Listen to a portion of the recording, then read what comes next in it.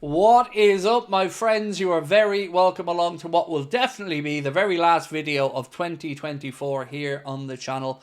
I'm going to take you through all the latest around the Trent Alexander-Arnold situation, what some former players have had to say, what the media has had to say, and of course what people have had to say tonight on our late night agenda stream.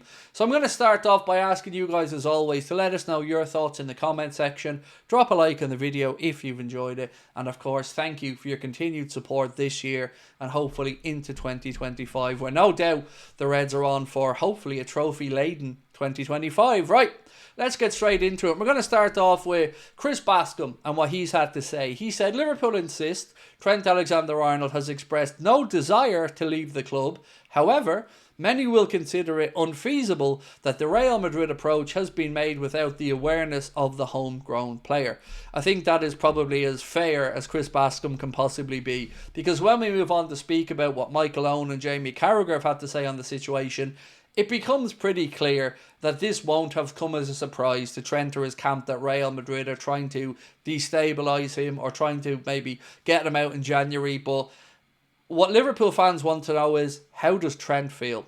And is Trent really leaving or is he staying? But you can say he's being professional or he wants it to be played out behind closed doors. But as somebody said tonight in our live chat, it's all very well and good saying that, but you've allowed Real Madrid then to seize the narrative, and you haven't come out and said that their stories or Marca's stories or anything else are rubbish.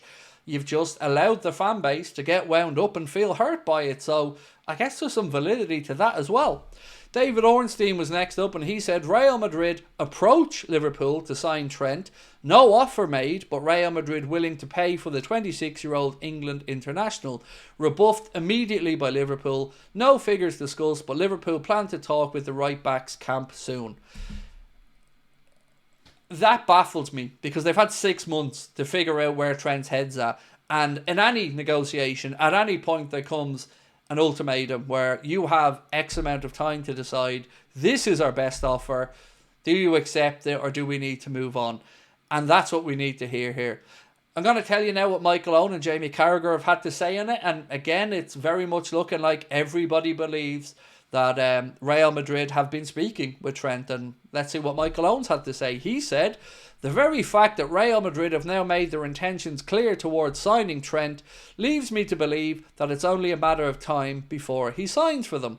If he was going to sign a contract extension, Madrid wouldn't have officially made their move. Secretive talks will have taken place. Huge news. Now you might be thinking, hang on, that's Michael Owen. He's kind of been both sides of the fence on this one.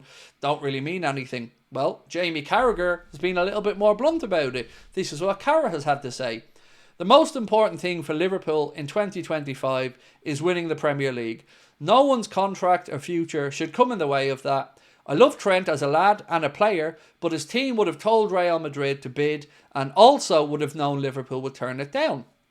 Now, you're going to ask, why would, one, they have known they were going to bid, and two, why would Liverpool turn it down? Well, Liverpool would turn it down because they don't want to sell him. That's straightforward. But why, if Trent's camp would have known or urged them to make that bid? Well, it's quite simply so he can't be accused of leaving for free. If Real Madrid come and put forward an offer, and Trent does eventually leave, whether it be for that fee or on a free, he can say, money was offered, Liverpool decided to turn it down, it's not my fault I'm leaving for free.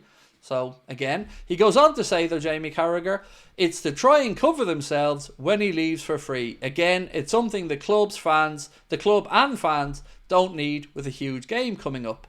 So we can go on and on and on about this, but ultimately tonight on our live stream, we held a whole series of polls, and a lot of people feel hurt by this whole situation. I've gone as far as to say I think Trent's a coward, and I'm going to stand over those words. And people said, if he signs, are you going to walk back then? No, I haven't.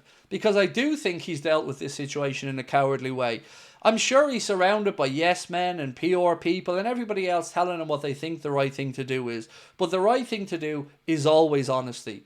Honesty is always the best practice. Sitting there and explaining to the fan base why your decision making is, whatever it is the best way forward. And is the best way to try and save a legacy at the club, because I've spoken to many locals today, many of them have been in our live chat, and this isn't a difference of opinion from a fan on one side of the world and a match going fan. Everybody is going to feel hurt by this. I can't tell you how you feel, whether you agree with me or you don't agree with me is right or wrong. It is a very unique thing. I feel comfortable in saying the words, I think he's a coward, because I think he's acted cowardly throughout this entire process by allowing it to be strung along. And Liverpool tried to do the right thing, as I've mentioned many times. They could have hoodwinked Trent into signing a new deal before he knew Klopp was leaving, but they didn't. And since then, there's been no breakthrough. And you have to ask why. It can't just be about numbers, because if you're even in the right ballpark, you'll find a way to make that work. And the club have always maintained, whenever I've been briefed by a journalist or anybody else, that Trent has never informed them that he wants to leave. But I guess you got to look at the flip side of that as well. He's never informed them that he 100% doesn't want to leave either. So I don't think you can look at one side of it without at least acknowledging the other side of it. This coming in from Dario AS, who are again a Spanish paper. They say, breaking, Real Madrid made an offer of €15 million for Trent today and Liverpool said no. Fabrizio Romano then came out and said Real Madrid are extremely confident and optimistic about signing Trent Alexander-Arnold. Another one from Fabrizio Romano said Liverpool still hope that Trent will stay, but they know it won't be easy because Real Madrid are pushing hard. I don't know what he needs to be convinced of. Again, this comes down to a decision. I don't think it's going to come down to money. I don't think it's going to come down to an argument about trophies, because you could look at both clubs and make that argument. It's going to come down to, do you want your legacy to be a one-club man, or do you want to go? And stringing the fan base along is not going to look well. It is only going to end with more people feeling hard done by, more people feeling annoyed, and more people, I guess, reacting angrily on social media. Honesty, like I've said all the way through this, is the best policy. Fabrizio then went to say Real Madrid never sent an official bid to Liverpool, a formal proposal with a specific amount of money for Trent. It was just an approach. So basically it was something along the lines of, are you open to selling Trent Alexander-Arnold? Liverpool would have said absolutely not, and Real Madrid will have then, of course, got their answer and didn't come forward with a number. If Liverpool showed any willingness to sell, of course the next thing that Real Madrid would have done is come in with a derisory offer, and then Liverpool would have gone from there. But Liverpool would have looked weak in that scenario because they would have opened the door for a negotiation.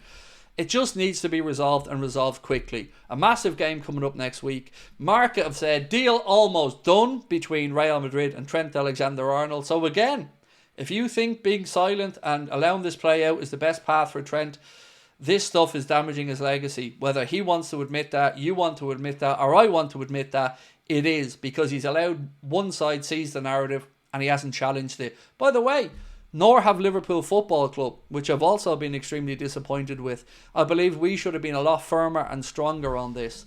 Now, there's a funny post that I think from a Spurs fan that I want to draw your attention to, because it's always important to get a view from the outside as well. This one said, if I was a Liverpool fan, I would be booing Trent at every touch. It's absolutely disgusting. Boyhood club, best team on the planet this season, in a title race, but you want to leave on a free. To satisfy his own ego, nothing more, whilst the noise is derailing the season. Now, I don't think it has derailed the season, but it certainly has the potential to make it a little bit more awkward, particularly in the dressing room. We also asked everybody, what would you do if Trent does say he wants to leave? Would you sell him in January? Would you drop him? Or would you keep playing him? It was really close. There was 1% between I'd keep playing him and I would sell him. So you can see how divided fans are on all of this. And as I've said, there's no right or wrong. I can't tell you how to feel. You feel how you feel. But it is an avoidable situation, and it is a regretful situation, and one that I hope we get a resolution on soon. So that is it from me, my friends. Now it's over to you. Thank you again for all of your support this season.